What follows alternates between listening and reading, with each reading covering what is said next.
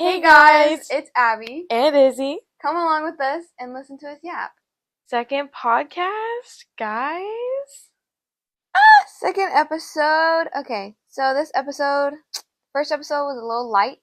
This episode's where we're gonna get a little deeper. We'll really start getting into the spiciness of everything. So, today's episode is going to be the background of basically how me and Izzy got as close as we are right now. So, this is about an accident that happened that involved me, Izzy, and another person. So basically, I'm going to start off just with my background with said person and everything. So, me and this person became really good friends my sophomore year. She's a freshman. She's Izzy's age. Me and her became really good friends my sophomore year. She was in my soccer period at the time when I still did soccer, and at first I wasn't really friends with her. She seemed like a really preppy, rude, mean girl type of vibe, and so I was like, let me stay away from that. She has her friends, I have my little clique. So I stayed with that, and then I think it was like December time or whenever tryouts really started happening, which was November after Thanksgiving, when me and her started talking more, I guess. She was not a very good soccer player, and I was also not a very I was good, but not like woo varsity good. Yeah. And so we would bond, I guess, on that moment. And so she didn't make the team, I did, so she became our manager.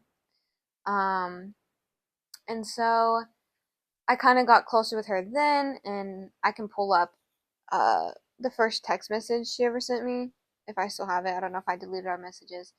It was like sometime in December, and that's when we like really got to being friends. And our friendship kind of grew from there. We started hanging out all the time. We started getting really close. I went to her quince, and that was kind of where me and her kind of grew in our friendship. I guess was at her quince. I was considered her best friend, but she had a friend that she'd known longer that she was closer with, and yeah, and so her quince was in like March. Her quince was in March. And so we got really close then, and it just grew and grew and grew, and she became my best friend. We're really close, soulmates. We called each other besties. Her mom was my mom, my family was her family. Hung out all the time. When I got my license, my beginning of my junior year, first thing I did was went to her house. We hung out, all those different things. Posted her all the time, whatever. So we kind of stayed really, really close, and we're both soccer geeks. We didn't play. It was her sophomore year, my junior year last year. We didn't play, but we went to all the games that we could, and we hung out all the time that we could, even though I didn't go to shop anymore and all that. So Izzy will say how they were. So I met her when my first day of freshman year. I walked in the first period in algebra, and I didn't meet her that day, but that's when I first kind of saw her, and I was like, she's very pretty, like she's very popular. Like she was talking to one of her close friends, and a little bit about me, when I find people really pretty, I like tend to look at them, even if it's guys or girls, it doesn't really matter. But so I was like looking at her, and she made a little comment, and I heard it, and so I was just like, yeah, I'm not really gonna be friends with her. I'm gonna kind of stay away from her. She seems like she would not like me. So we went a whole year not knowing each other, and throughout that is when me and Abby saw each other for the first time, when we met at church. One of our leaders introduced me and Abby, and I was just like, oh, okay, cool. And so anyway, so me and Abby, we weren't really close yet, and well, we didn't really know each other. So fast forward a year ish, it was like November, I think. Yeah, November 2023. We had the same English class and we had the same geometry class, and I was sitting with a couple other friends, and she just kind of joined in. I was kind of hesitant at first because I remember her from last year. I was like, yeah, I'm okay. And then we just started talking, we were very playful and like really funny, and we would just laugh. We had the same kind of taste in music, so we would like share AirPods in class and we would gossip. I can't lie, we would gossip a lot. We just got really close, and then I found out that her best friend, which is Abby, um, went to my church, and that's kind of, She stalked me. I did stalk her. When Jay gave me her Instagram, I kind of went through her following and I found out that who Abby was. And I clicked on her, and it was when she posted a picture with her on the roof. And I was like, when you were standing on your roof and you had Air Forces, and I was like just looking through them, and I was like, oh my gosh, like, and I was seeing the type of friends that she had, and I was like, I look so different from that. But then I was like, wow, she's so pretty. She looks like she could actually like smack me across the face. I was like, when I met you, I thought you were like, oh, this girl does not want to talk to me. But yeah, so over Instagram I was like, dang, she looked like she's strong, like she could do some damage. That's all I'm saying. Um, And yeah, so I did a little bit of stalking, and I was like, oh wow, so we kind of didn't talk. We didn't talk for about a month until like December, like late December. I sent a picture of me and Jay to Abby, and so we would all kind of send pictures back and forth, and we'd be like, oh my gosh, hey, like, wait, I think I remember you. I don't know if we had that conversation over text or over the phone, da da da. Anyways, so we didn't hang out until January 1st is yeah. when we went to go see a movie, and it was all three of us. Yeah, do you want to? So, yeah. So I remember she sent me this picture of her and Jay, and I was like, oh my gosh, that's my best friend. Da, da, da, da, da, blah, blah, blah, whatever. And so then we just like, we yapped to each other like a tiny bit. Like we'd text every now and then, but only according to like Jay. So like anything that had to do with her is what I would talk to her about just because she was my best friend. That's the only way I knew her. Knew Izzy. And so yeah, January 1st is the first time we ever hung out. We went to see Aquaman with a group of 5 people. It was me, Izzy, Jay, and 2 guys that were Jay's friends. She was talking to one of them, and then the other one was her guy best friend. They all were in my car, filled up every single seat in my car. Um, and I'm very strict in my car. And so I remember them being back there, and they know how serious I am. And I would tell them, you act a fool, I will kick you out and you will walk home. And they knew I was meant it. So yeah, that's the first time me and Izzy ever hang out. And after that day, we started talking a little bit more.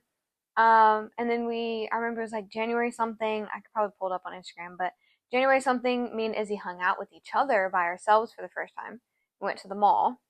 I was so scared, guys. I remember talking to my mom, and I was like, Mom, like, it's just gonna be me and her. Like, it's always been me, Jay, and her. And I'm like, I'm scared. And I was like, Mom, help me pick out an outfit. I was literally terrified.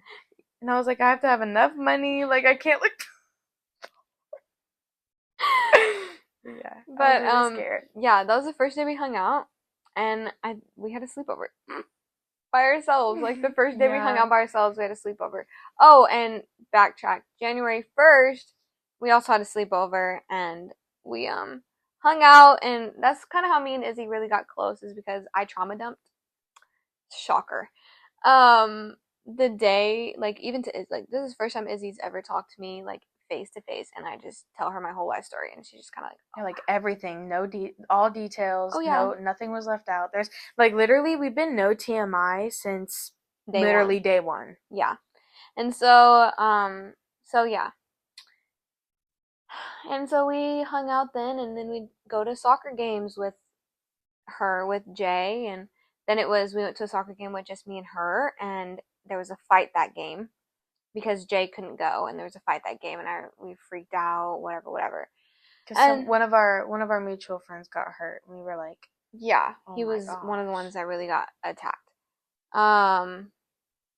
Yeah, so then we had a whole Galentine's Day. We Yeah. went up to the hill at nighttime, like 9 o'clock at night, and hung out, drove around, picked up the boys, drove around some more. And I remember like during this time, like we would like blast music and we would just have like the most fun time. Like and like I our friendship was very like, oh, we're free. Like that's how I was feeling. I was like, like we can roll the windows down and we're just singing our little hearts out and we could cry together and like it was very just like safe Yeah. the whole time. The trio was great, and they Yeah. always say there's a duo and a trio, and to be honest with you, I thought the duo in that trio would be me and Jay.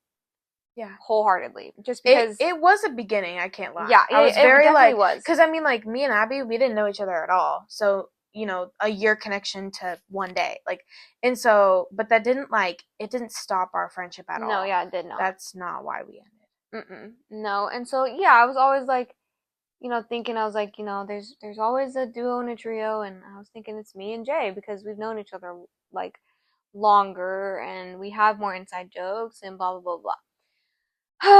So now we're gonna get into the reason we stopped being friends with this person. So it was February 20. I was just trying to find that. Let me pull it up. February 23rd. It was a Friday. We were supposed to be going to a soccer game that day, and we didn't.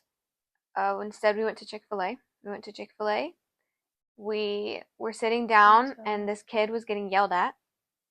I remember that. He was getting yelled at for like not something with school. Yeah, something to do with school, and we were getting yelled at. So we set up the phone, started recording, and we're like recording our reactions with Jay, and the reason I would go to this Chick-fil-A is because my ex lives there. My ex works there, and so I to this day still go, but now I don't really go just because my ex works there. I just go because that's our spot. Yeah. Anyways, that's off topic, but then Chick-fil-A. we went to her house. Oh no, we were gonna go. No, we went to the park. We went to Lions Club. We went to Lions Club. We were walking around. And we were talking about how this is so ironic. We were talking about very how much foreshadowing. If creepy old men, like I'm a very protective friend. That's me of a person. I'm very protective of a friend. I will do everything in my power to protect my friends. I will put myself in situations so that way they don't have to. Just protecting their peace, protecting them physically, emotionally, whatever it may be. That's me of a person. And so we were walking, and it was nighttime. We're dumb. Why are we walking at dark? It was like 7:00. Yeah, and this was like winter time, so it's already dark by then.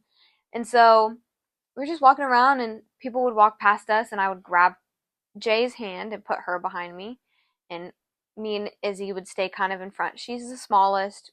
We did everything. We were like, if anything happens, you're going behind us. We're telling you to run. Mm-hmm. Call someone. You run. We'll handle it. Well, now I know that Izzy cannot handle it, and Izzy needs to be the one that runs. I'm very much flight. Yeah. We figure out in this situation. Yeah. So, and I've always been a fight. Like, flight or fight mode, I fight. So, anyway, so we were going to go to Bahama Bucks, but her mom said get home. So we were like, hey, I called her mom. We all called her mom. It's like, hey, Mom, can we come to the house? And she's like, yes, of course. And so my mom was like, oh, be home by 9:30 or whatever. And so funny enough, for the longest time, we couldn't listen to Saturn by SZA because it dropped this day. And we were so excited to listen to it. SZA was our girl, was our little trio group's person, and we played her that day. The day it dropped, she played. We were playing Fortnite. Yeah. We were doing like all crazy things. She was dancing, whatever it may be. So then I was like, okay, I have to leave. I need to take Izzy home, even though she lives like right down the street. I was like, I need to drive Izzy home and then I need to go home. She's like, okay. So I walk down, I say bye to her mom, walk out And of Jay it. wanted to say bye to us, so we all walk out together. No, we walk out and she's like, oh, I'll walk you to the door. We're like, okay, walk us to the door, whatever. Mhm. So she walks us to the door, we walk out, we get in my car, I start my car. This was my old car, not my new one, my Malibu, my red Malibu. And she comes out and she's like, no, I don't want you to leave, and kind of like plants herself on the hood of my car. She's not on it, her feet are still on the ground, but she kind of has like her arms on it, like, no, don't go, please, like, don't leave, whatever. And so I was like, oh, okay, cool, sounds good, whatever, just playing around, messing around. So then she gets onto my car. And so she's on my car, she's laying flat on it, gripping on, like her stomach is on the hood of my car. And I'm like, oh, just for fun, let me back up. I reverse with her on my car. She's fine. Everything's fine. We're all laughing, having a good time. Wasn't telling us no. We were literally like laughing our heads off. We thought it was so funny because we're like, we're playful, we're fun. Like, this is not new kind of stuff that like we've never not been the type of friendship to just not do anything. Like, we were very like YOLO, let's live it out. Like, we're very like for the plot. For the plot. We said for the plot a lot. Like 2020 for the plot.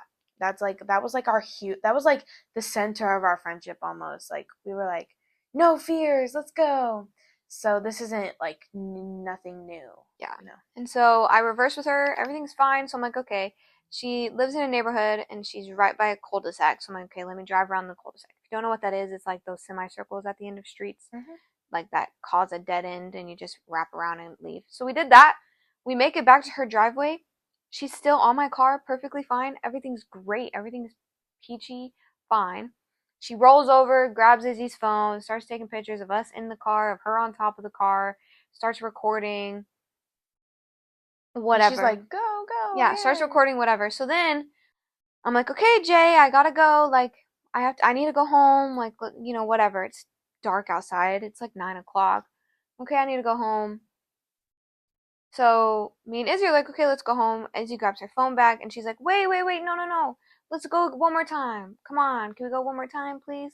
Just one more time. And I'm like, me being who I am, I'm very much, at the moment, back then, I was still kind of a pushover. I'm not anymore. All the little even bits of parts of me that would push over for anybody disappeared. And like, she like got up and sat crisscross applesauce. Crisscross applesauce facing the windshield. Facing us. So like, yeah, facing the windshield. And barely holding on. I mean, she wasn't holding on at all. She had her hands free. She wasn't holding on to the hood of my car. She wasn't holding on to anything. She had her hands planted on the hood of my car, but what is that going to do? You're not gripping anything. That's what I meant. Like, stabling herself. Yeah. And so I start reversing and I'm going really slow because I know that she's not situated in a position to where it's safe for her to be on my car. And we go around the cul-de-sac one more time. We did this before. I'm thinking, we did this before. Everything's going to be fine. And I drove a lot nicer, calmer this time, softer.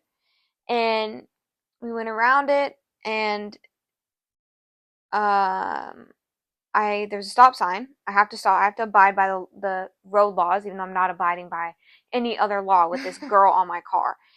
And I brake. Not hard at all. I'm not like a push brake to see, like, just for, to mess with her or whatever. I brake slowly, like as slowly as I can, because I know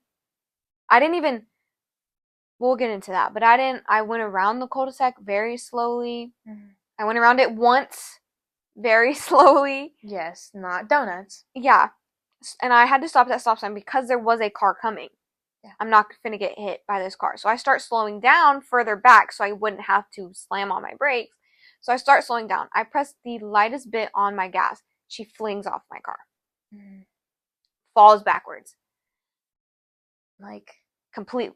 Falls backwards off my car, and it doesn't register in my head that quickly. So it's like maybe 2 seconds later, and I'm like, oh my gosh. Me and Izzy, I stop my car. We just look at each other. Me and Izzy look at each other.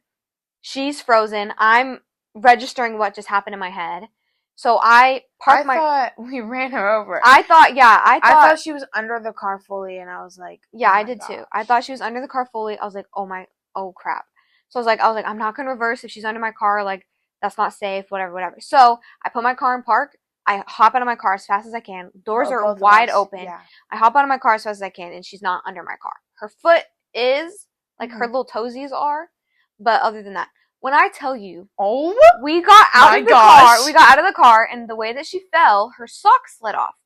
It looked like her ankle was completely snapped and twisted the other way. And like that was like that's what we were focusing on at first, because we were like, oh my gosh, like I almost like literally threw up, because I was like nauseous, not only because this just happened, but then I saw her foot, and like we didn't know how bad it was when it first happened. I didn't know anything. Like this whole time until like really later on, we didn't know how actually like bad this was until later on. Yeah. And so I remember thinking in my head, oh, maybe I didn't break hard, she didn't fall hard, you couldn't hear a thud, you couldn't hear anything like loud. So I'm looking at her foot and I'm like, oh crap, if her foot's broken, I have to tell her mom. If her foot's not twisted or whatever and she's fine, then we don't have to tell her mom. It's a mistake, it happened. We can go about our day. Well, also, when I got out of the car, I noticed that her eyes were rolling backwards, which means she was knocked out. She was passed out. She wasn't conscious at the moment. And so I'm trying to get her. So I get down on my knees. Izzy's standing there frozen. I get down on my knees and I'm like trying to shake her, like trying to see if she's okay. No, I remember grabbing her arms and grabbing her arms, lifting her up, and kind of pulling her out, her toes from out from under my hood of my car, just so that she's not under my car. So then once I do that, I kind of lay her down like softly back on the ground, and she gets up. And she's conscious. She's up. She's like, you can tell she pulled her earrings off. Yeah, you can tell she's kind of like fixed her sock out of it. Like when you wake up from those naps. Those naps. That's like what she looked like. So she's like looking. She like takes her earrings off and fixes her socks. She puts her socks back on, fixes them, and we're like, oh, okay, so it's not her foot. It was her sock. And yeah, we're like, oh my god. And so everything's relief. Yeah, and so everything's fine. So I'm down on my ground looking at her, and I'm like, okay, I know my brother played soccer, so he knows concussion rules. My dad knows concussion rules.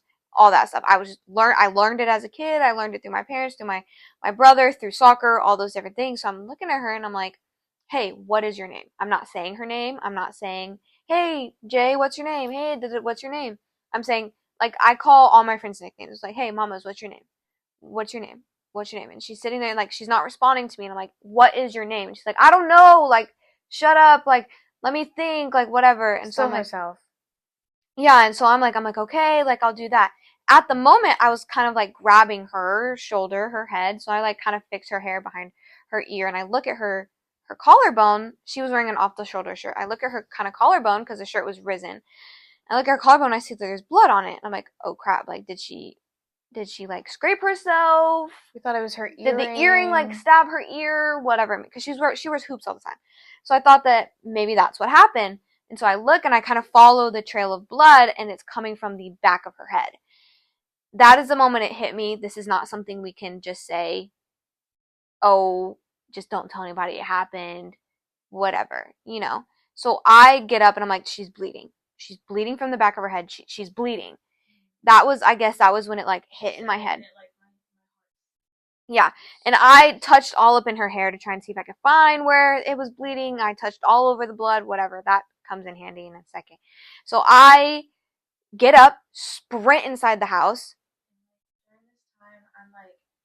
And while she's running in the house, I was with Jay, and I was like, it's gonna be okay, like, she's getting your mom, like, just, like, relax, like, it's gonna be okay, I just kept repeating that to her, because she just kind of, like, looking around, she's really confused. She put her back on the front of the car, and just kind of sits there until Jay's mom runs out. Yeah, and I'm in the house at this point, and I don't know what's going. I run in this house, and I don't know what's going on. I run in. Her mom was trying to go to sleep. I run in. I'm like, mom, mom, because I call her mom, mom. It's like, mom, mom, mom, mom, mom. She's like, whoa, whoa, whoa, because you can tell by my voice that I'm terrified. I'm scared. She's like, whoa, whoa. I was like, Jay, Jay, she fell, like she fell, like screaming, screaming, like she fell. The car, like that. She's like, did you run her over? Did you run her over? I'm like, no, no, I didn't run her over. I didn't run her over. Like she fell, like. Yeah, and I'm like, no, like I didn't run her over, like that didn't like we did not run her over, we didn't. And so my brain is going, I didn't run her over, I didn't hit her, I didn't run her over, like she fell, because she did, she fell. And so I remember she's trying to get her up. Her mom, not the strongest girly, so she's trying to pick her up, and she's not doing that. And so um, Izzy and her mom kind of grab her arms and kind of lift her up, and Jay's like, I just want to go to sleep. I just want to go to sleep. I want to take a nap. Very much her. She's still her. She like, and that's why in my brain I was thinking, well, it's not that bad. You know, she's still her. Her personality is still her. She's still her. Yeah, Usually, it's not like she like forgot who she was. yeah. Because like head's fine, mom. Like I can just go to sleep. Like please just let me sleep. Yeah, she's very much still her. And so her mom's like, go pull up your car. Can you pull up your car? So I'm at this point I'm hyperventilating. I'm freaking out. You know, she's bleeding. I tried to keep as calm as I could. I got her mom. Her mom started freaking out, which made everything in me not be calm anymore. Because now I'm being accused of running her over. Now the worry is I need to defend myself in a way of I didn't run her over because I didn't. I didn't hit her. I didn't do this. I didn't do that. And so it turned into a I'm trying to make sure she's okay to a I need to make sure I'm okay to a I'm freaking out. She's freaking out. Everyone's freaking out. She's saying I ran her over. I didn't run her over. That like I'm at this point I'm trying to keep myself from being in trouble of the I ran her over because I didn't. So me and Izzy came up with a lie, which don't I'm gonna say this right now. I don't care what happens. You run over someone, you accidentally shoot someone, you do whatever you do to hurt someone, whatever it may be, never lie about it because even if it's not bad, you don't know how bad it could be internally, and if you lie about it, they can't get the necessary help that they need right away. And then rumors start popping up, and then more stuff happens, and then more everything just gets worse. So we made up the lie that she tripped and she fell. She was chasing after my car while I was driving around. I thought it was funny. I started driving around, ran around the cul-de-sac, and she had fallen by the time we had turned around. She's on the ground. What the heck? That's what the lie was. Like we made a mistake. Yeah. So that was what the lie was. And so I told that to her mom, and her mom was like, okay. And her mom, they're Mexican. So her mom was like, eat bread. It will calm you down. Eat bread. We were in the house and we were like hyperventilating. We were both crying. Yeah, I was trying not to cry, but I was trying to explain what happened. And so I started crying some. And her mom was like, it's okay. Calm down, girls. Like, it's okay. It's okay. I'm going to take her to the hospital. It's okay. Eat some bread. It'll help you calm down. Whatever. Very much mom moment. And so she leaves to take Jay to the hospital. And so I start freaking out. So I call my parents. And I'm like, Mom, I'm crying. So I'm like, Mom, Jay, she fell. She's going to the hospital. I can't drive. I'm freaking out. Izzy's here. Blah, blah, blah. She's like, okay, we know where she lives. We're on our way. Whatever. It'll take us like 20 minutes to get there. Whatever. A whole lot of stuff happened in 20 minutes. So that was pretty much the physicalness of it. We come to find out later she had a brain bleed, not a internal brain bleed, but it was between her not between her skull and her brain, but between her skin and her skull, which is better than her skull and her brain. She had a really bad concussion. She was in the ICU because they had to make sure the brain bleed wasn't messing bad with her. She was in the hospital for maybe a month. She was in the hospital for maybe 2 weeks. She was out of school for a month. So I guess we're just kind of going to talk about some of the emotional things, internal things that was happening in that whole time. I think mine was probably some of the worst of it. But so as I said before, as it would be handy information, is I was touching all over her. I was touching her head, trying to make sure she was okay, and I had blood all over my hands. I remember getting into the house, and her mom had just left or something. And I remember getting to the house and I look at my hands and her blood is just covering it. It's not like dripping with blood, but her blood is on my hands. And so they have a half bath, so I ran in there, washed my hands, scrubbed them for a solid 2 minutes. I was just in there scrubbing my hands, freaking out, crying. We come out, my parents are on their way. I'm with Izzy, and I had my freak out moment talking to her mom and then in the bathroom. And so I come out and we call her guy best friend and we tell him the lie, but we let him know what happened. He's the only person we let know what happened that day, that night at least. And I remember me being who I am, I'm always been the person that's like, I have to be the strongest one. I need to be the strongest one. Somebody has to be strong, and it's going to be me. I've been through my fair share of things, and that was something that was definitely, I need to be the strongest one because that's just who I am of a person. And so definitely, yeah. I was definitely I need to be the strong one. So I had my little moment away from Izzy. I kind of had it in front of Izzy as well, but the minute I got out there, it was, I need to hold back my tears, be strong, so that way Izzy can be weak. So that way Izzy can have her moment. And, Izzy was Definitely freaking did. out. She was definitely having her moment, which, I've never been through something traumatic like that. I've been through, like, traumatic things, but I just never went through, like, an accident that I saw. So, yeah. So yeah, that's a lot of the emotional things, as well as like my parents got there and I saw my mom and I just lost it. That was the day, like, I just lost it. And I was telling my parents the lie that we made up, and my dad actually justified our lie. Like, there was actually a justifiable answer for our lie, which was so astonishingly crazy to me, that we actually had a lie that could be just, anyways. And it was bad. And Jay's mom called me and was like, "What happened? Tell the nurse what happened." And I told them the lie, which sucked. I didn't know it was bad. I thought, oh, maybe her earring had cut her neck, or maybe it's just a concussion or whatever. I didn't know it was that she had a brain bleed. I didn't know that. So, which doesn't, like, justify our lie, but that's no. just our mindset behind it. Yeah, and it wasn't I want to protect myself. It was more of a, I want to protect everyone in the situation. I didn't want Jay to get in trouble. I didn't want Izzy to get in trouble. I didn't want to get in trouble. I didn't know what was going to happen to us. I didn't know if we were going to go to jail. I don't know if we were going to get arrested. I don't know. I didn't know what was going to happen, which, again, doesn't justify our lie. You should, like I said, don't lie, no matter what it is.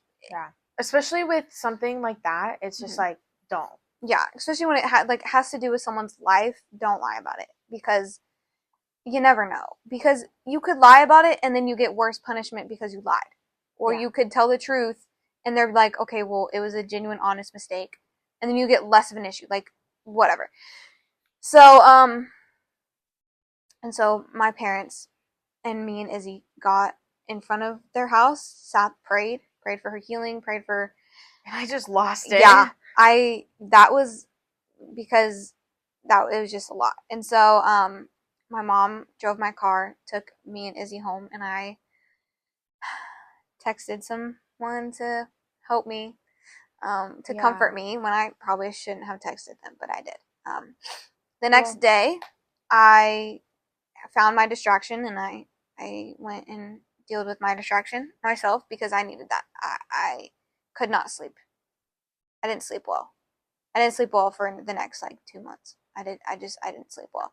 And I knew that my distraction couldn't be Izzy, because we're both dealing with this. If I would have gotten in the same room with Izzy the day after, we would have just bawled. That's what would have happened. And, like, this happened on what was it, Friday? Mm-hmm. It was a Friday night. So my side, when I got home, I had to not freak out, because I knew if I went in my house bawling, like, it would have been bad. So I started explaining it to my parents, the lie, which again is bad. But I started explaining the lie, and I filled in little details because like we were rushed when we said the lie, so they were like, not, it was in a full story, so I had to fill in some, and my dad wasn't adding it up. Like I feel like he knew deep down. He was like drawing it out, and I'm like, this just happened like 5 minutes ago. Mm-hmm. And I was like, and I have to sit here and explain it, and it's a lie. And I just like sobbed my eyes out. And like the fact that I couldn't tell my parent, like I could have, but I didn't tell my parents, which made it hard for me Mm-hmm. because, that's just, I want to be honest. But so I went up in my room, and honestly, I didn't have many people that I could tell because I didn't want to tell anybody if this was going to turn into a legal battle. I couldn't tell anybody, and Abby was the only person who knew, and I'm not going to go to Jay's friend. Like we're just not like that. So I had nobody. I felt very alone Mm-hmm. because the two people I relied on most, I couldn't go to. Yeah. And that was really hard. Yeah, and I know I was more so then I get home and my parents got a call, and that's when I found out that she had a brain bleed and she was in the ICU. And I broke down. Because she was literally my second half. She was my person. And being in the ICU, my brain immediately goes to she's in the ICU because she's dying. Mm-hmm. She's dying, right? So then I came out with the truth. And that's when my parents were like, Abby, like, you cannot lie about this kind of stuff. Like, I know you were scared, but you cannot lie about this stuff. So I told them the truth. I told Izzy to tell her parents the truth. So we told everyone the truth. Well, people who needed to know the truth were told the truth. And we had we still had to go to school. We had 2 days of no school, and we still had to go to school. I had to go to church the next day. That church service Was attacking us. The hardest thing I had to do, I think, because it was like not the hardest thing, but it was definitely like very challenging because to us we were like we didn't turn to it how we probably like, at least me, I didn't turn to it as in like God's got it. I was like, why is he doing this? Right. Did you just like put somebody in the hospital? And like back then I was not very strong with God. I really wasn't. I was barely clean. I was just getting through some of the things that I had been dealing with. And so I was just like, I didn't want to be there. I didn't really know anybody other than Abby, and I cried. And when people would ask what's wrong, it's just like, don't talk to me. Like, yeah, you can't act like you want to talk to me right now because church hurt. Like I talked about, it was just kind of like I was very facing away toward God. It was really that first Sunday. It was just so hard. Like we didn't tell nobody. Like nobody knew. We were kind of just there, and you could tell me and her were not there. I wasn't. Yeah, I wasn't there. I was not there that day. I was not focused, and it was also because I was just getting back to the point where I wanted to experience God. I wanted to get back into this relationship because I was healing, and I was going through my changes, and I was going through all my issues, and I was healing from these issues. And I remember praying, and every single prayer I prayed in that moment until she was okay or whatever was, heal her like you didn't heal me. Because if you know anything about me, which that's a whole other episode, but I went through my stuff and I begged and I prayed and I had people beg and pray for me, and I was never healed from it. I was never miraculously given a healing or miraculously given something taken away like you hear. And so I was basically praying, take it away from her. Like you did, like heal her miraculously, crazily, with no side effects, no nothing, the way that you couldn't do it for me. And I was angry, I was very angry, and I didn't I very much was like, I don't know how to handle it. Like I know how to handle it in every way that I've handled everything else in my life is I go ghost. I go ghost. I'm angry at everybody. I'm angry with everything. I don't care. And I was talking about Izzy with this in the car, and it's like, I'm very much the person that will, I'm very much the person that will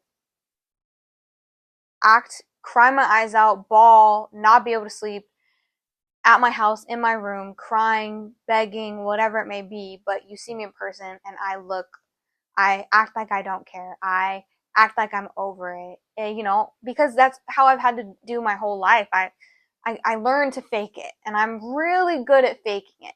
Really good. Like, a lot of people cannot tell. And then they think they can tell.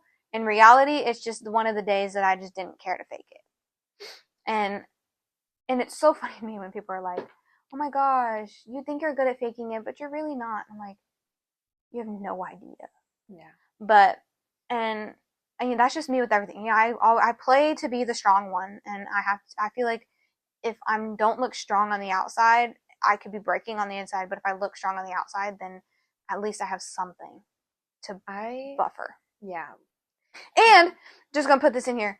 I didn't want to talk with Izzy in those moments because I was angry at the situation and everything, because I blame myself. I was driving the car. I blame myself. And anytime I talked to her, she was blaming herself. Mm-hmm. And in my brain, I couldn't understand why she would blame herself. In my head, it was, you weren't driving. You weren't on the car. You didn't tell her to get there. You didn't force her up there. We didn't force her up there. You didn't, you weren't laughing. You didn't do anything at all in that situation. I mean, yeah. And like, to me, it was like, yeah, you could have told her no. You could have told her to get off, whatever, whatever. But in my brain, I was so focused and so angry about the situation that anytime she'd bring up, it's my fault, like, I just feel like it's my fault, I had to stop talking to her, because I would actually lose my mind and be like, I don't like. And I remember one time I did say, I was like, I don't understand why you think it's your fault. It's not. Mm-hmm. This has nothing to do with you at this point. So yeah, I had that multiple times, because like I feel like, and I don't know if we even talked about this, but I felt like the devil was attacking me, because I really do feel like he was telling me, like, you could have done something to prevent that. Like, you're not the oldest, but you could have been mature in that situation. And Abby felt guilty, and I didn't know. Yeah, I felt guilty really because it was like, I'm the oldest of the both of them, of her and Jay. They're the same age. Well, she's older than Jay, but they're both juniors now. They were sophomores back then. And I felt like I'm the oldest. I should have known better. If you know anything about me, I'm very mature for my age. I matured at a really young age because of what I went through. I had to. I forcibly was forced to mature because of what I was going through, what I had to deal with, whatever. So my mindset is very mature for my age. I'm 17, and I swear, half of these 17-year-olds, 18-year-olds, I look at them and I'm like, you're a child. And Literally. And it's like, and so in my mind, I was like, I should know better. And I didn't know better. And it was really, like I said, I'm the protective friend. I was like, I should have protected her. It should have been me. I should have protected her. And that was what Izzy was really saying. She's like, it should have been me. Out of all the people, why was it her? She doesn't deserve that. Da da da da da. And every time she'd say that, I'd always have to remind her, nobody deserved it. None of us deserved it. We were all healing. We all had our trauma. We all had our issues. If anything, if anybody out of the two of you would have deserved it, I was like, it would have been me. Because I lived longer. I dealt with more. I had more issues. I tried 100 other times to do it. Might as well make something to finish me off. You know what I mean? And every time she said like I just had to continuously remind her. I'm like, you didn't deserve it either, because look at you now. Like, if it would have been you, like, you wouldn't have healed the way you healed. You wouldn't have all that stuff. Don't cry. You wouldn't have healed the way you healed. You wouldn't have, changed the way you changed. You wouldn't have all these different things. And it's like, now I still look at this situation and I'm angry about some of the stuff that happened afterwards, which, yeah, there's a bunch of things that I'm still angry about. Am I friends with this girl? No. I don't want anything to do with her. I don't want anything to do with her family. And that was just because there's just so much of the situation that could have been changed and could have been handled differently. And if it would have, I don't think the situation would have been as bad as it was. Because this situation grew from an accident to attempted murder so fast. Yeah. And it was pointed directly at me, which I expected to be pointed directly at me. I expected it. And I remember the first 2 days, it was good. We were getting updates. And then we found out she was in the ICU. And they said that her mom and her stepdad said that they didn't want that to be the reason that our friendship ends. And next thing you know, I'm not getting updated. I text, not getting anything. My parents text, not getting anything. Izzy's parents text, nothing. We're getting absolutely nothing. So Found out she got healthy enough to where she could call someone. Found out people were able to visit her in the hospital and all these different things. And so I guess what really solidified me in that moment of I want nothing to do with her or this family ever again was I went from being your second daughter to being someone you want nothing to do with in an instant. And because, if that situation happened to me, would my mom be a little hesitant with the person? Would my mom not really want that person to see me and whatever? Yeah, she probably. But she would still give the updates to the parents. She would still do all these different things. She would make sure it's updated. She would make sure my brother, my sibling, was kept in check. I'm like, but it was just a whole lot of a situation that honestly I wish would have been differently. There's some things I do miss, but then I realized that I wouldn't be where I am today with her still in my life. Izzy wouldn't be where she is today with her still in her life. We wouldn't be who we are right now. She wouldn't have found God. She wouldn't have went to camp. She wouldn't have been as connected to God as she, is now. I wouldn't have let go of some people. I wouldn't have all these different things with her still in my life, and we wouldn't have the friends that we have now. Shout out to the little group chat. I love our FBI agents. Yeah, we wouldn't have those people if we still had her because we would be so focused around that trio like we were. It was that trio. That was it. Our trio was all we needed in life. And when it ended, all Izzy wanted was for it to go back to normal. And I knew it never would. And we went through some sticky moments with that situation. But I want to backtrack for a second. Yeah, go ahead. Sorry. I was yapping. I was yapping it off. You went in the future. It's okay. So basically, back to the guilt thing. It's like I was seeing it like they were best friends. Like they were each other's other half, and I came in late. Like I was the last person added to the group. I was like, out of anyone, it shouldn't have been me who separated them because I was there. Because my whole mindset during that was like, well, if I wasn't friends with them, I wouldn't be in the car, and she would have been in the passenger seat. Like they wouldn't have even leave the house. It's like, I attack myself to try to make it worse for myself because I feel like I deserved it. And it's something that I've gotten better at. It's still something that I try not to do. It makes situations worse for myself.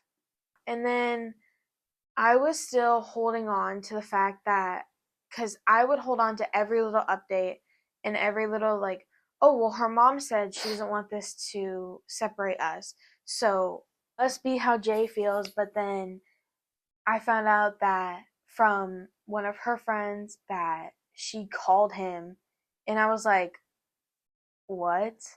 Like, I couldn't accept it. Like, to me, I find it hard to realize reality, and I want to just be stuck in where we were because I felt so like, not like I want to say high, but like I felt so free, and I wanted that feeling, and I wanted to chase that feeling, but I felt so free, and I just wanted to chase that feeling, and yeah. So, and when we went back to school, Abby was very strong, and she kept it together. I didn't hear much of what would happen, but like my guy best friend at the time, would hear about all of it. And he would be my person that I went to, even though he probably didn't care, but he would try to make sure I didn't actually lose my mind because I was beating myself up. And like, I'm not like, if I'm dealing with something, I'm gonna tell you and I'm gonna show it. I'm like, I don't I don't have enough energy to try to fake it. Like at that point I was like, I'm at my lowest. Like I I thought that was gonna be my lowest. And I was like, I can't let, like, if people know, then they would just leave me alone. And they would just like understand that I'm going through stuff. And so I had to go back and I had to sit in the same classes that we used to sit in, and like having to see her spot or like having someone sit in her spot. Like everything was getting so like just a lot for me. And having the teachers ask about her and having people be like, well, where did she go? And I can't tell people. And it was like, the only person that I could go to is my guy best friend, but he hears about it enough. And I couldn't go to Abby at the time. So I was just like, my head was just like ping ponging back and forth. I was just like, I need everybody to just stop talking to me. But that didn't happen. One of Jay's friends, for the sake of the podcast, we're going to call her Y. And I walked in, it was like, I can't remember what day in the week it was, but I knew it was pretty recent, either that Tuesday or Wednesday. And she came up to me, or not up to me. I was walking away from one of my friends, and she was like, Isabel? And I'm like, yeah. And she was like, do you have the video? And I was like, no. And at this point, we were told that, they found out that we were lying. There was a video proof, It and was like video. It was like Ring doorbell cameras around the houses, like all these different things. like the neighbors even had a video, and it was like this whole thing. It was from their freaking Ring doorbell camera. Yeah. And she was asking for that video, but I didn't have it. And the videos that Julie took, because when she was on the hood of the car, she had my phone. I deleted those like the second they left to go to the hospital. Not to Them. hide tracks. Who would want that in their phone? Yeah. If this was like, if I did keep them, why? Why would I want to remember that moment? Why would I want to remember in videos of right before it happened? Like I just feel like no one would want that on their phone, especially since it was traumatic. I don't want to remember that, and I don't want it on my phone. So I deleted them, and she was kind of yelling at me. She was getting very like aggressive, and like this is recent, and I'm already thinking like it's just a lot. And then I get yelled at, and I'm like, are you kidding? Like, you don't even know what my mind is going through right now. Like, you don't understand what me and Abby, not just me, is going through. And so I called my mom, and I had her come down to the school, and we talked to a counselor. And the biggest thing that at that point, I was like, I can be yelled at because like I'll just cry. Like the worst that can happen is I'll cry because we're not finna fight. Is I don't want her yelling at Abby because I know Abby will take it a little bit more aggressively and she'll want to throw hands, and I didn't want to deal with that. Yeah, because I didn't want more on Abby's plate than what was already on hers. Because Y went to the Career Center, which is where I go to school, where Izzy goes now, but I went all day last year. And Y went there in the afternoon. I don't know if she goes there anymore. I haven't seen her. And so And so when Izzy told me that, you could tell through me and Izzy's messages the day it happened, where she texted me, she said, bro, Y just yelled at me. I'm crying. She yelled at me, like yelled at me, whatever. And I was like, let this girl come to the school and come yell at me. Let this girl come to the school and come yell at me. I will deal with it. Because if you don't know anything about me, I'm a very aggressive of a person. And I'm not going to sit there, because of what I've been through, I'm not going to sit there and let anybody disrespect me, disrespect my friends, disrespect people I care for. Nothing like that. Because that's not who I am. It will never be. I will 100% stand my ground. You want to yell at me, I'll yell at you back. You want to throw hands, I will throw hands. I'm one of those people who I will match your energy instantly. And so when she told me that, it was more of a one, I was really mad because I wasn't there for Izzy. I wasn't there to, because Izzy's not a confrontational person. I wasn't there to confront people. I wasn't there to be the mean one because she's the nice one. I wasn't there to be her protector, her protection, whatever it may be. And I know that she was really struggling with it. I didn't have any classes with Jay in them. I didn't have to see her. I didn't have to remember memories in those classes or anything like that. I didn't have to do that. I deleted everything off of my Instagram. That's why if you go on my like personal account, my Instagram account, you will see I have like 80 followers. I used to have almost 200. But I went through and I unfollowed everyone because I went through such a low phase. I was like, I'm done. But so yeah, so she went and she yelled at Izzy, and they told the APs here, and so they kind of kept me. I went to tell my mom, and my mom was like, okay, you need to calm down, like just avoid her at all costs. And I did. I tried to avoid her because I really didn't want to have to fight anybody. I really didn't have to deal with that. Didn't want to go to Gateway. Didn't want to deal with any of this. Absolutely not. And so then it was maybe a week or so. Mind you, everything that we're about to talk about happened within the span of a month. Which is a lot for a person. Which is like everything, but past the accident, everything else that we're about to tell you that happened, including the yelling, happened within the span of 4 weeks. 4 weeks of, you're going to see how much crazy stuff. So yeah, so basically, anyways, so maybe a week later, couple days later, whatever, it was March 23rd, because that's her birthday. It was March 23rd, so like a week or so after her yelling at Izzy. Jay had come back to school way sooner than she should have. Even the doctor said that she wasn't allowed to go back to school, but she did because it was her birthday and she wanted to go back to school. We were friends with this guy at the time, who kind of filled in the little trio spot a little bit. This girl has my shirt. She still does, by the way. But this girl has my shirt. I want it back. Don't tell her today, the day she comes back. Don't be telling her today, the day she comes back. Like, it doesn't have to be today. You can wait. Like, I don't need it right now. And all that. But he took it upon himself to ask her that day, if I could get my shirt back. And I low-key wanted Izzy to do it because Izzy would have handled it the best.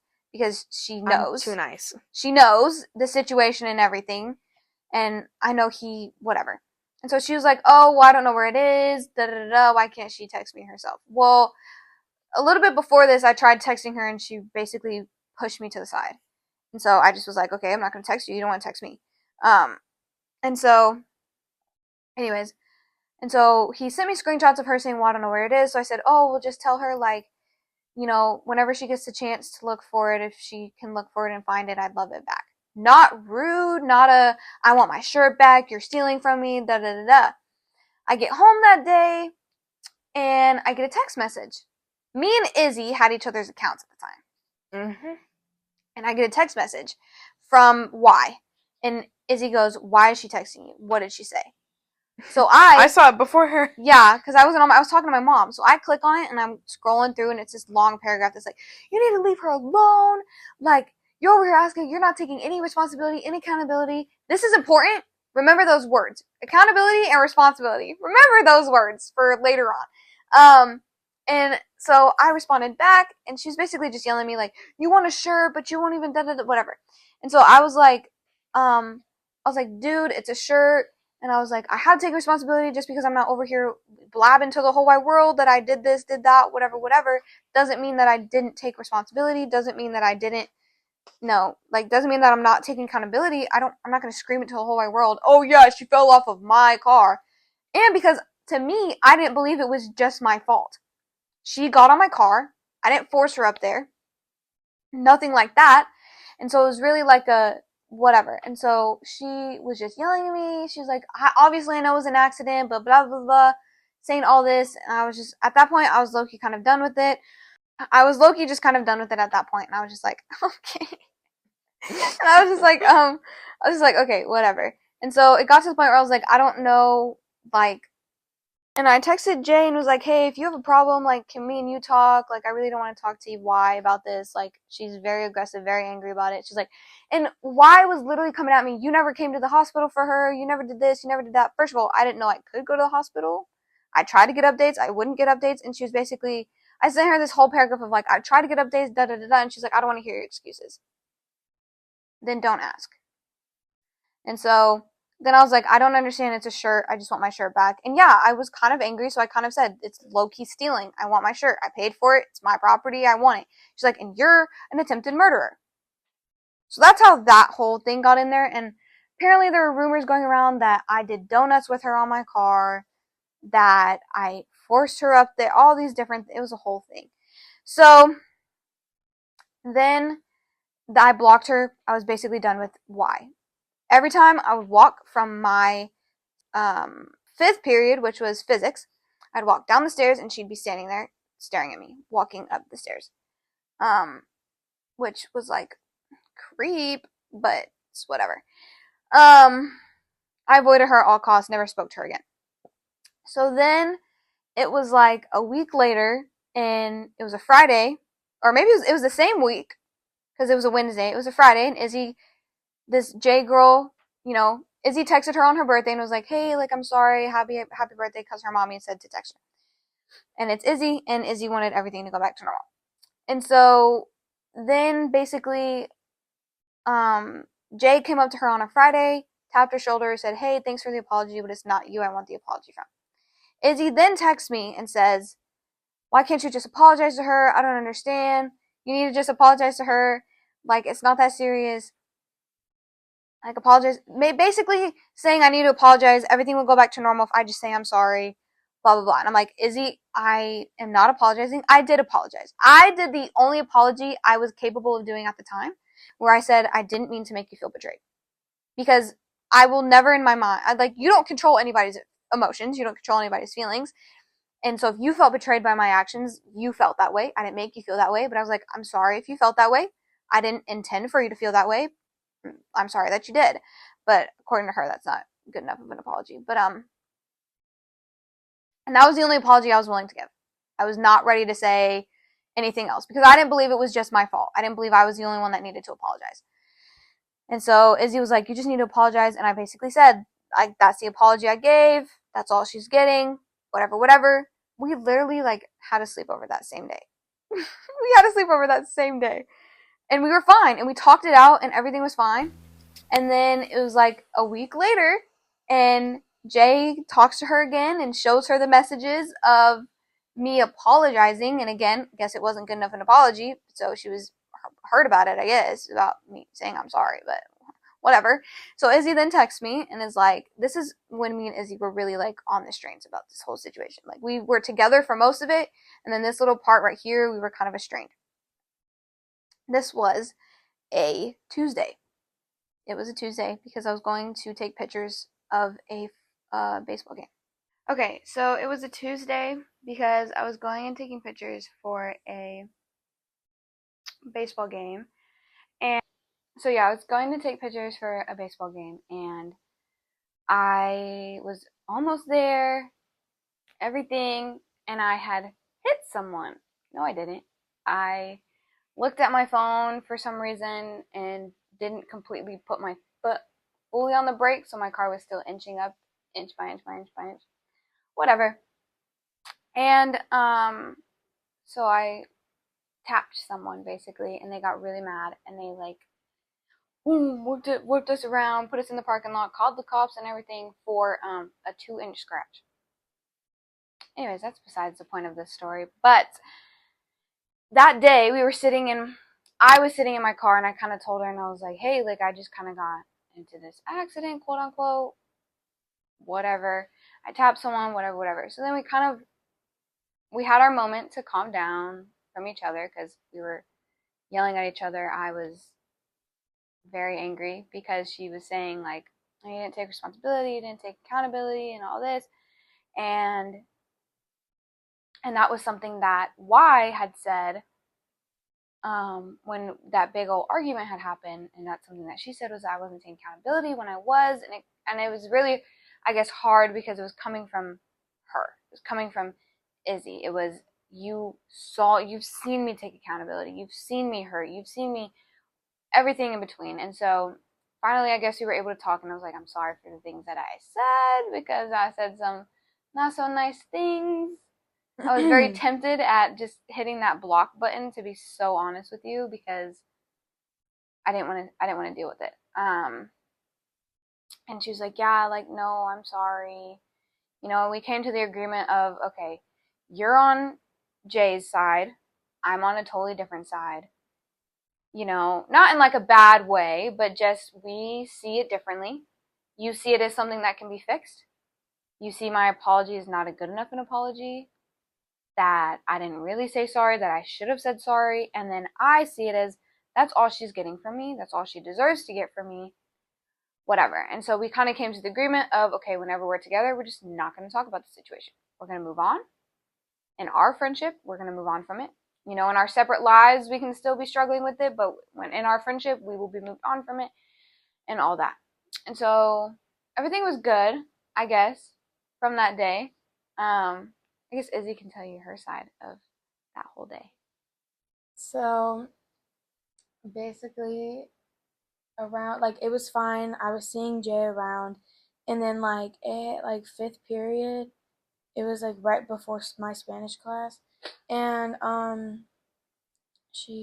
right after, so sixth, right after my sixth period, and she came up and she was like, "Oh, by the way, um, I have to put not a restraining order, but like a no contact order.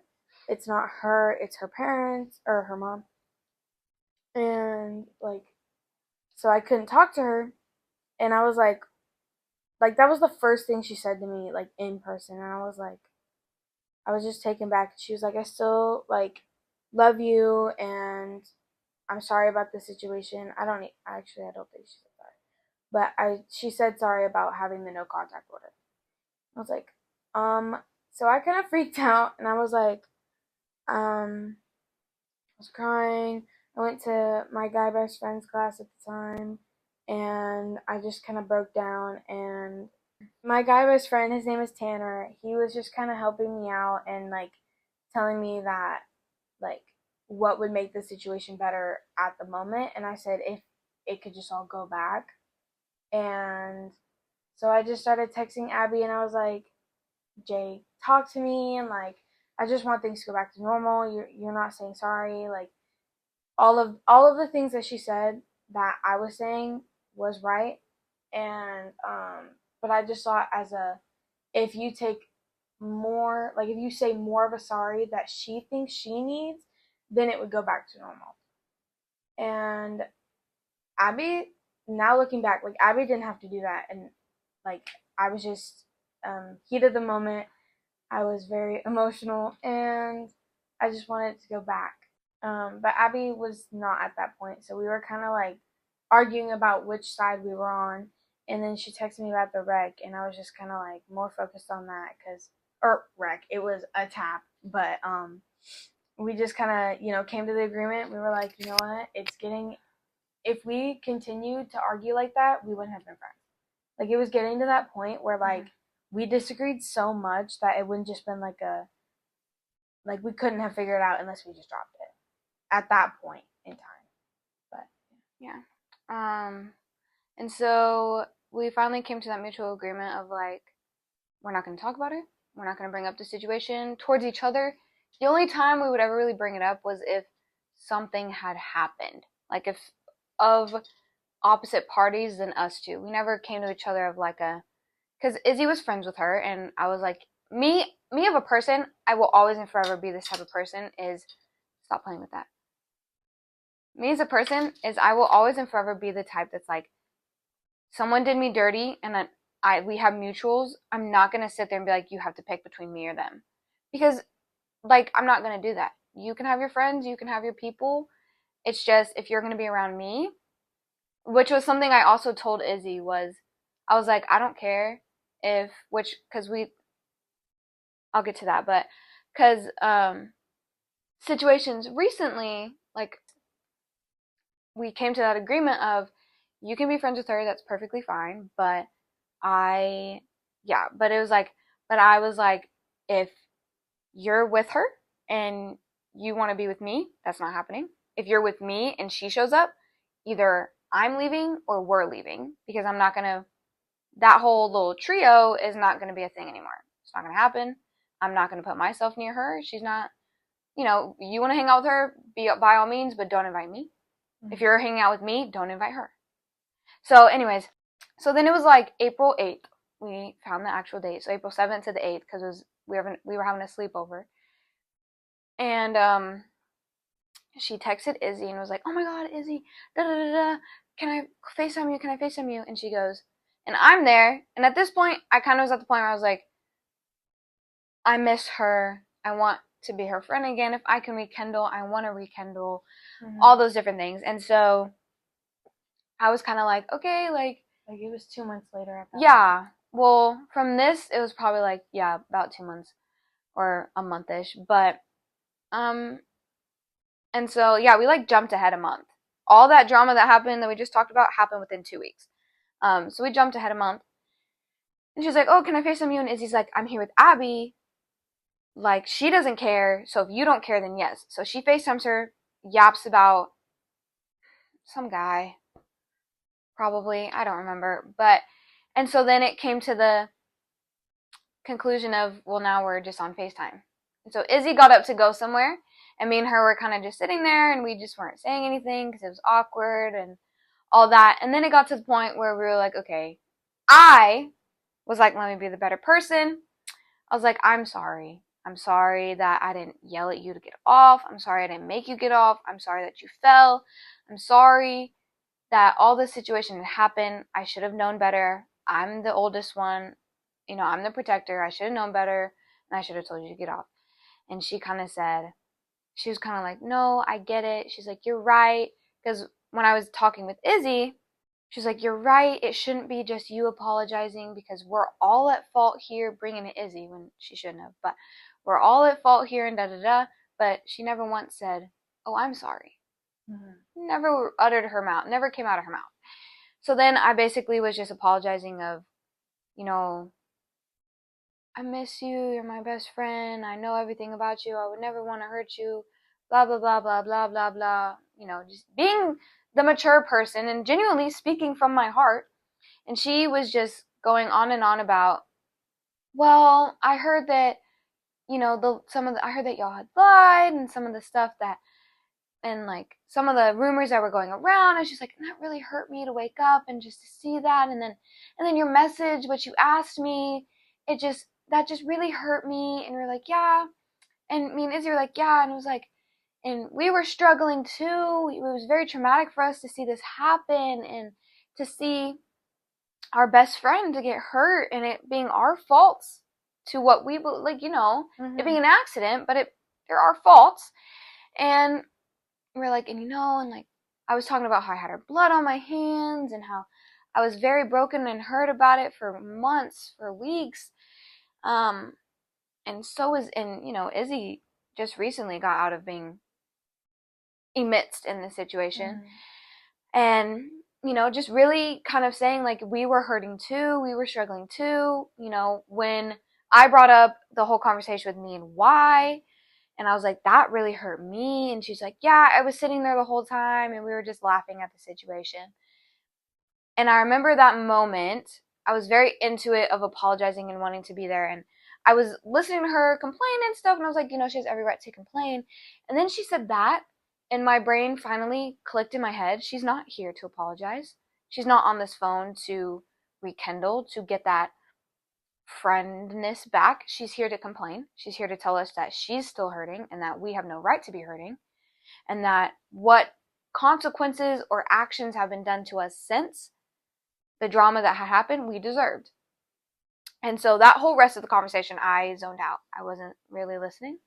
I wasn't really, saying anything. I was kind of saying, yeah, like, I understand that, but, like, we were hurting too. I was trying to reiterate the whole, we were hurting too, because she was, kind of just ignoring that whole Like, she part. kept saying, you know what made me mad? You know what made me mad? And it was like, but you're not listening. Like, we're saying sorry for those things that happened. But she never in that whole call never said I'm sorry. No, she never did. Not once. And so we followed each other on Instagram. She has 3 accounts, and we followed her on all 3 of the accounts. She followed me. She followed Izzy. Well, she already had Izzy followed, but I'd unfollowed everybody. If you look at my following account on Instagram, like my actual Instagram, you'll see I have like 96 people. I used to have almost 200.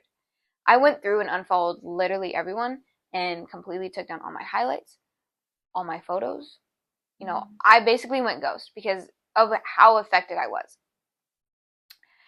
And she had said in the phone call that, I had saw that you had done that to your account, and honestly, I was thinking, why is she doing that?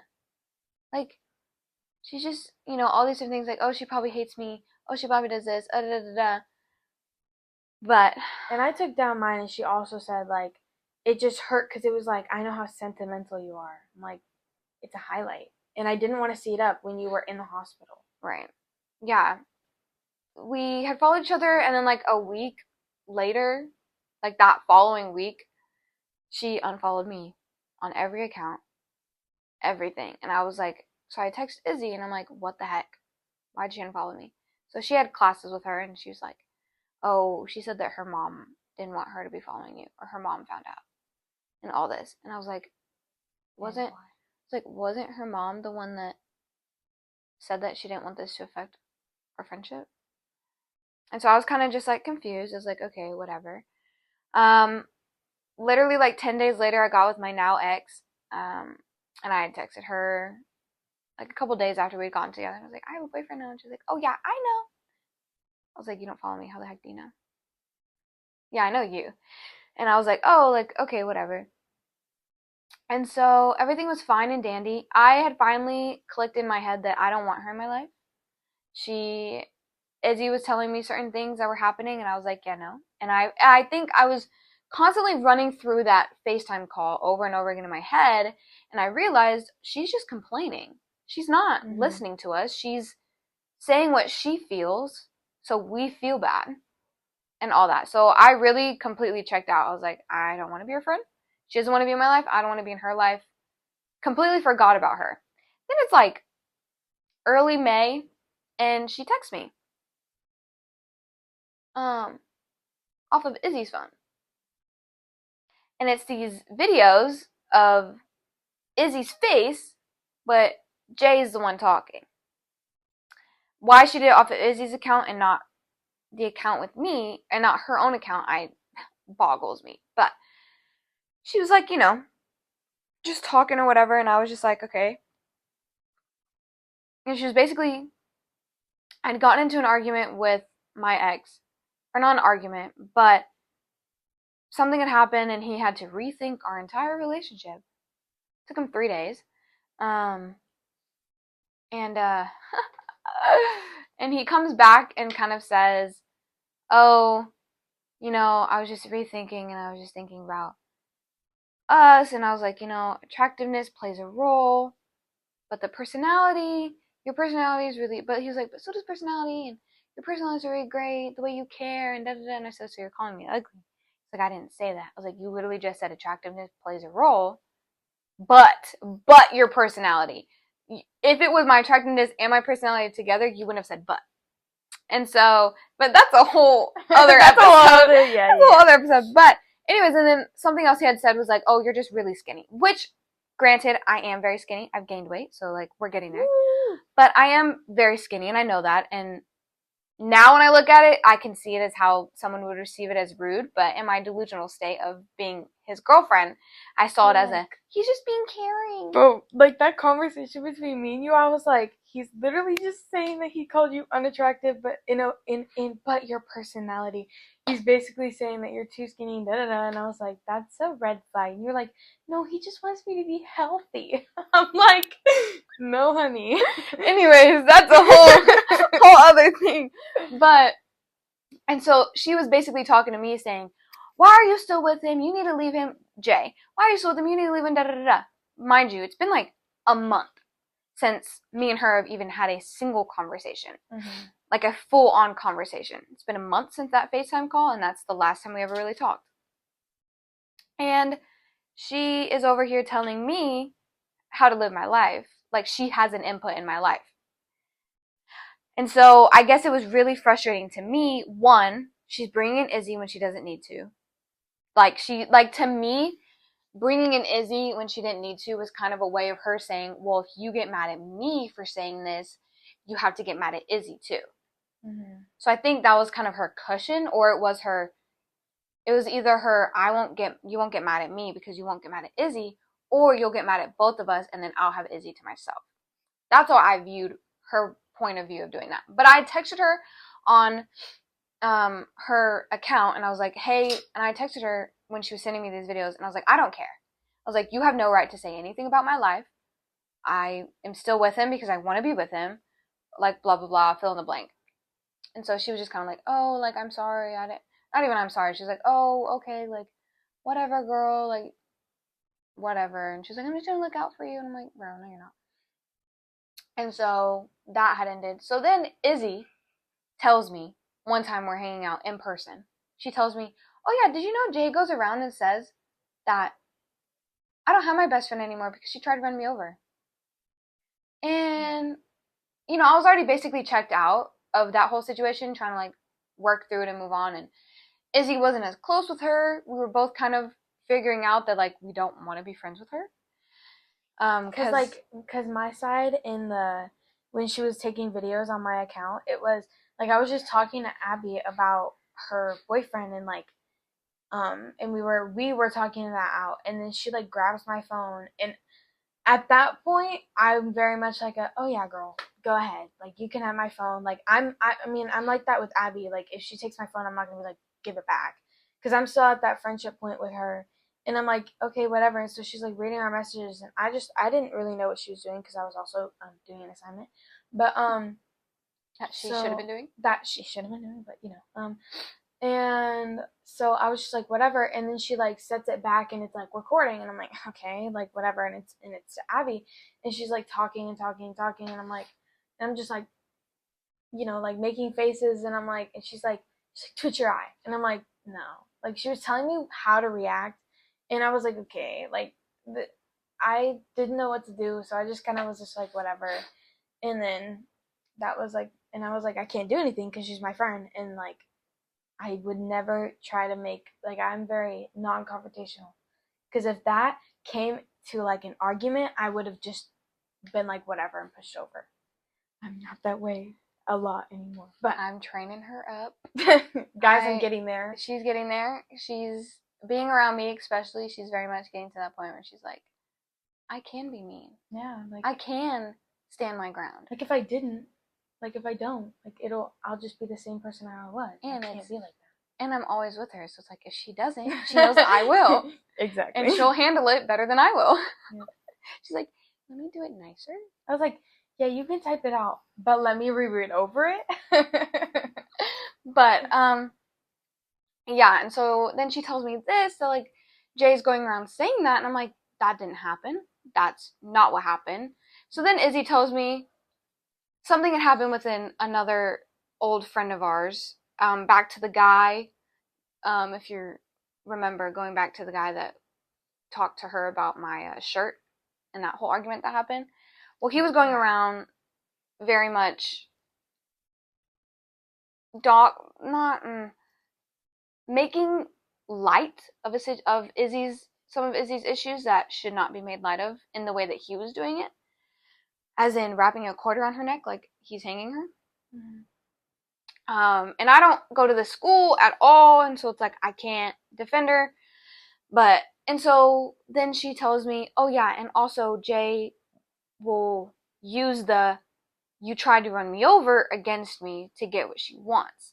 And I think that was Izzy's kind of point of like, you're not supposed to use it against me.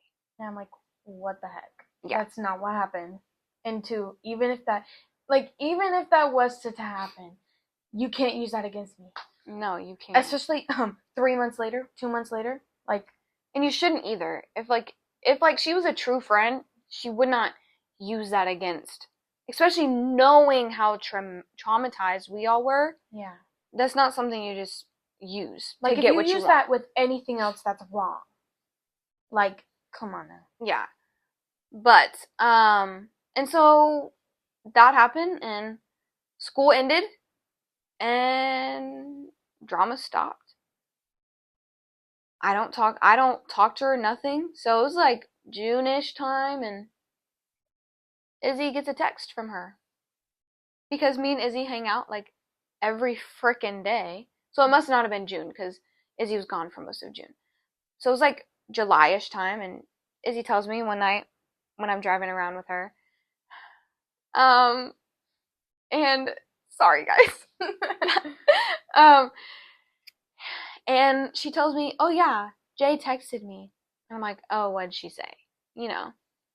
Because it's not like a, oh my gosh, what did she say? Like, is she being mean? It was a, what is she saying now? Like a, well, frick. Mm-hmm. What's next? Mm-hmm.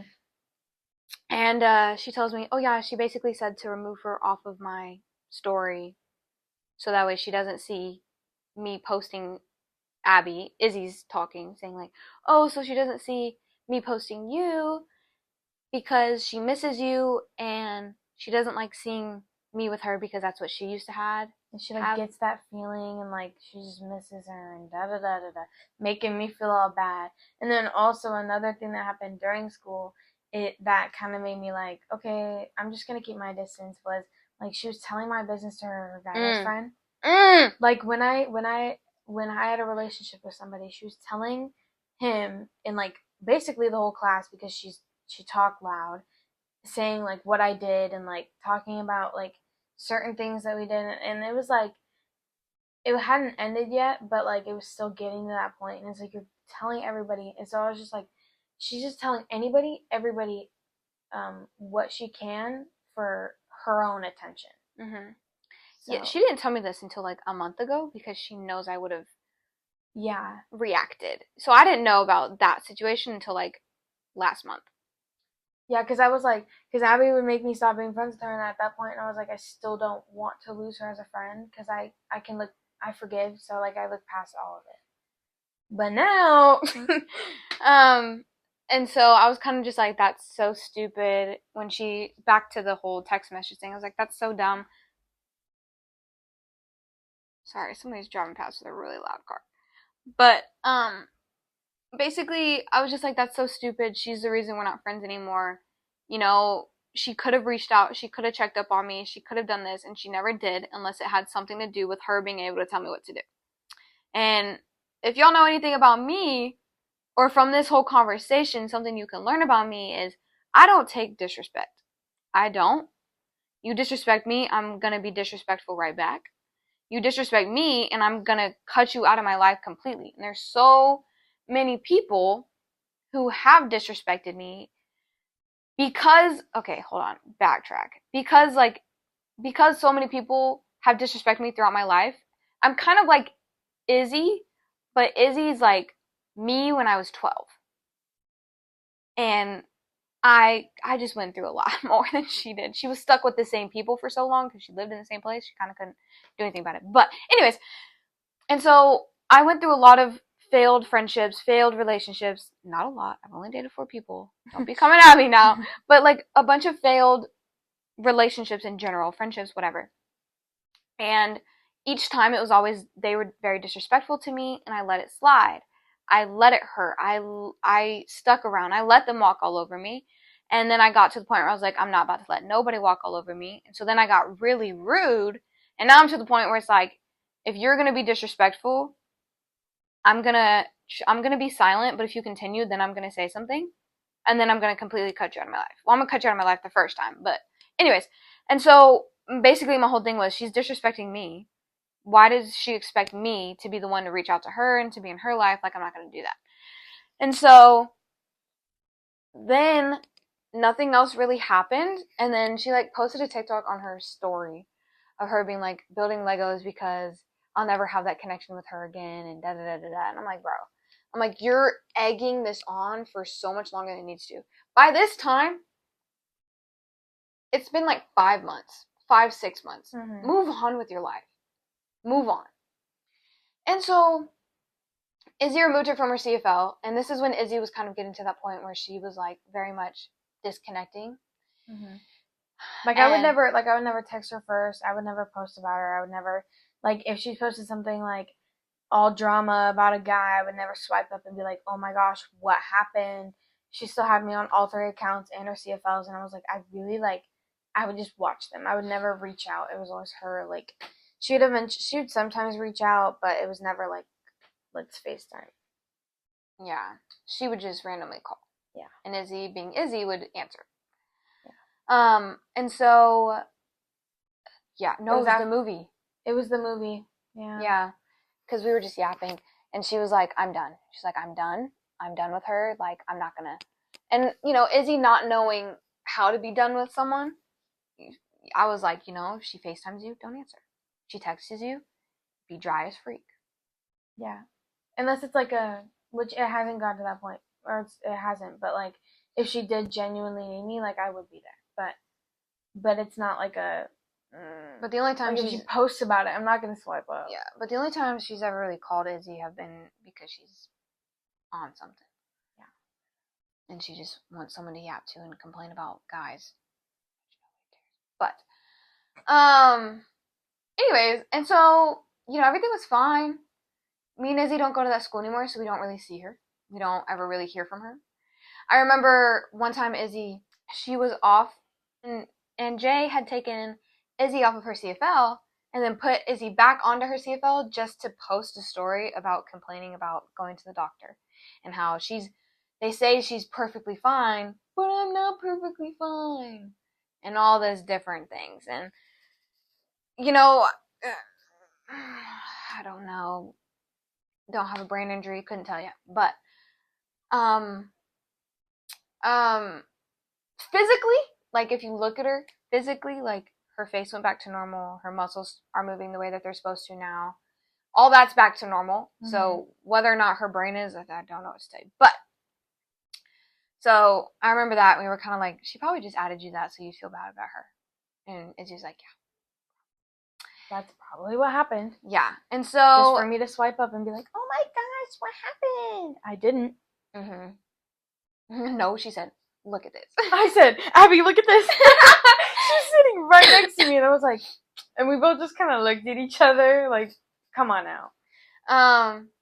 So there's new information, guys. This just happened?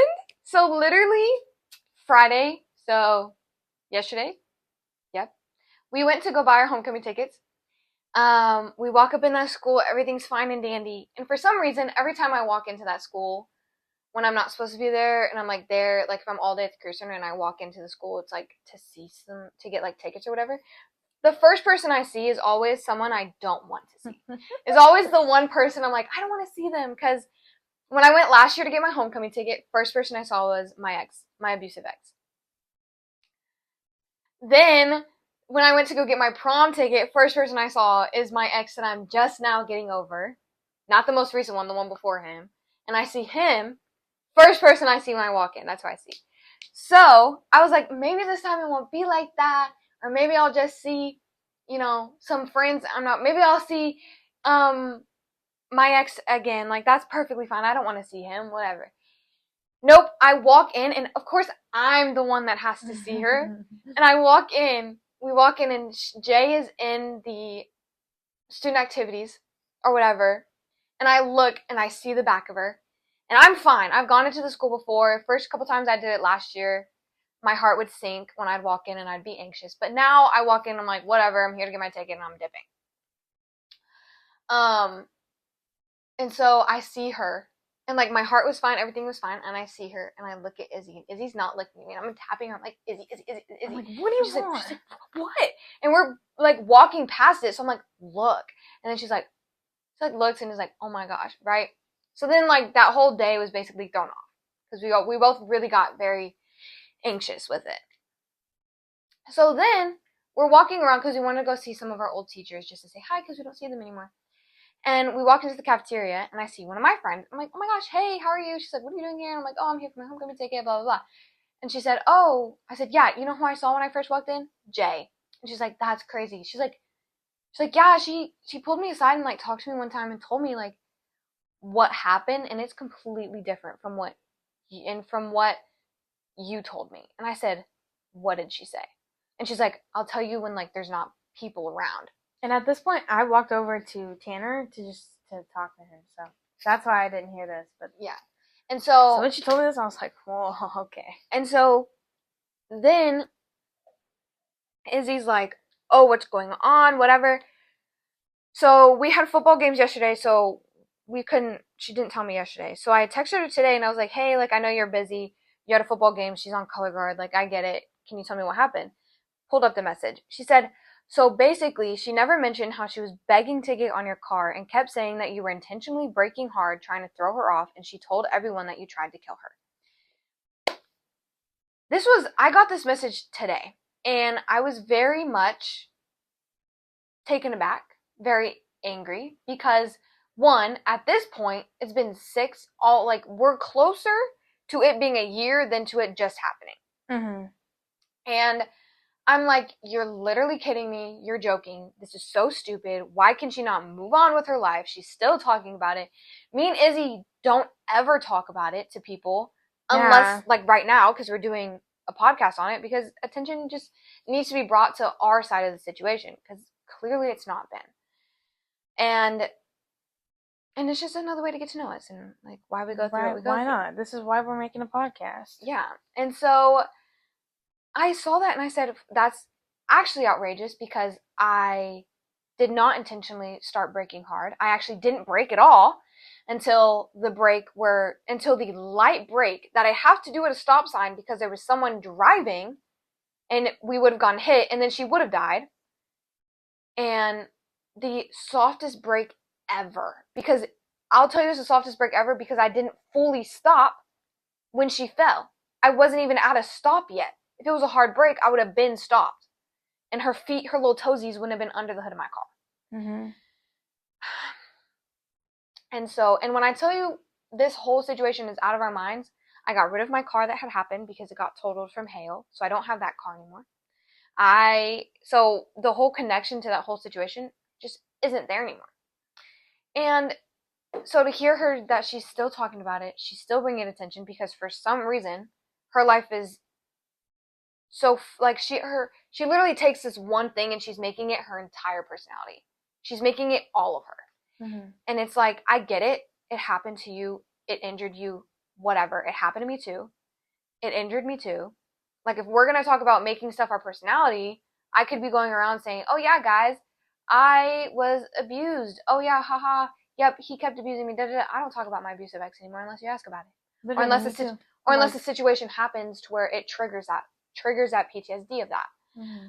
Or I could go around, even recently, literally like 2 weeks ago, I got into a really bad car wreck. The day I came back the next day because I was fine. I'm fine. Like, no injuries other than bruises. But and that Friday, because it was a Thursday, that Friday I came back and it was like everybody was like, oh my gosh, how are you doing? Like, we saw the accident happen. Like, how are you? And so it was kind of who I was that day. But now I don't even talk about it. Yeah. I don't talk about it. The only way I'll bring it up is if I say, oh yeah, my car does this. And I'm like, used to, like I just did earlier, if you heard me go, sigh. Because I don't have my car anymore.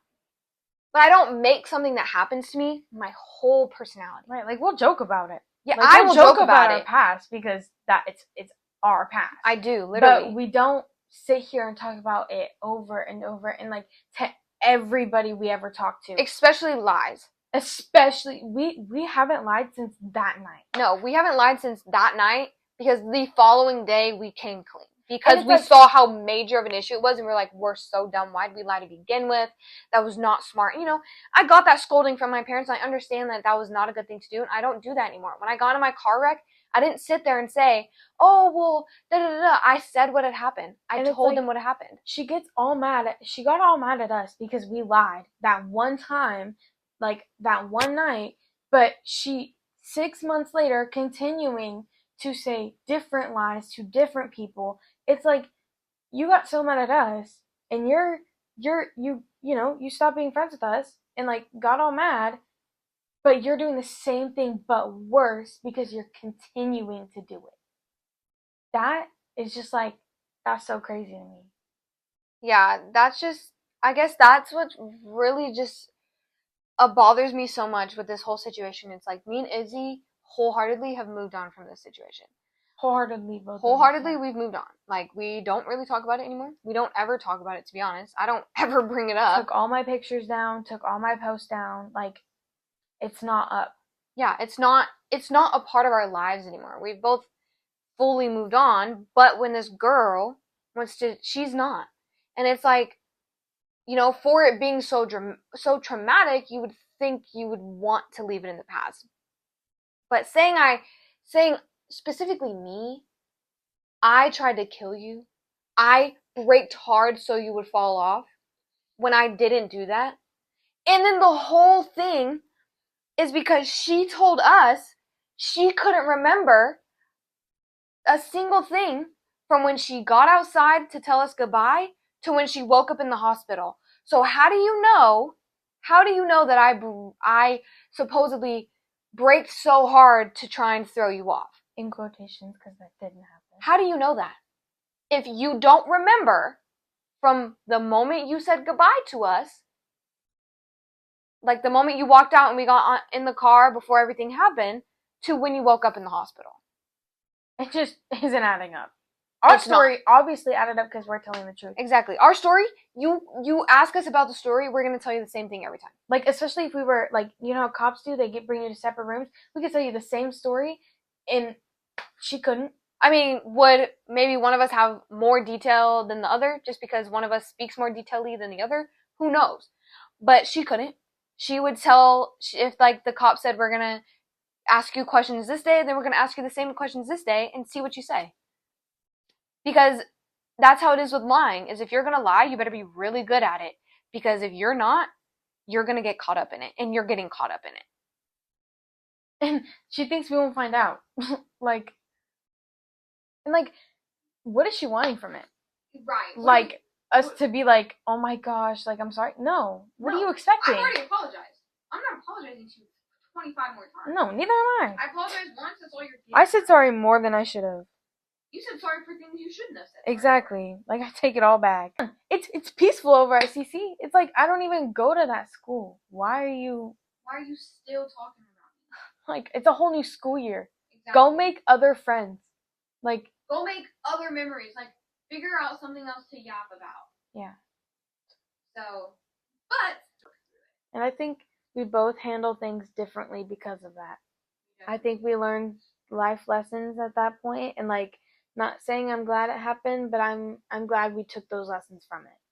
I'm glad that I learned those lessons. Could I have maybe accepted a better way to learn those lessons from God? Yes.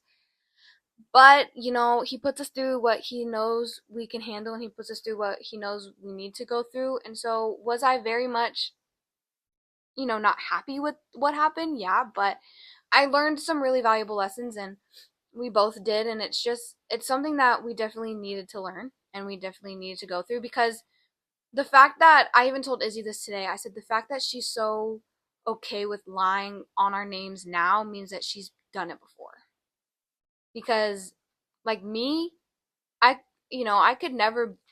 because even with Jay, I never once had said, like, oh, freak that girl, I don't like her, I hate her, she's a terrible person, going to people, oh, she's so rude, she's so mean, she's horrible, da da da. No. If someone says, oh, I'm friends with Jay, I'd be like, oh, I'm not anymore, but okay. Like, I'm not going to sit there and talk trash about you. You're out of my life, you're out of my mind. I'm not going to sit there and be like, oh, like, whatever. And the fact that she's just so willing to do it means that she's done it before, because I'm not willing to do it because I've never done that. I've never been that type of person. I'm not going to talk behind your back. I'll say it to your face. But that's the end of podcast number 2. Thank you for sitting and listening to us yap. We love you. Jesus loves you. Come to our next episode to see what else we can yap about. Number 2.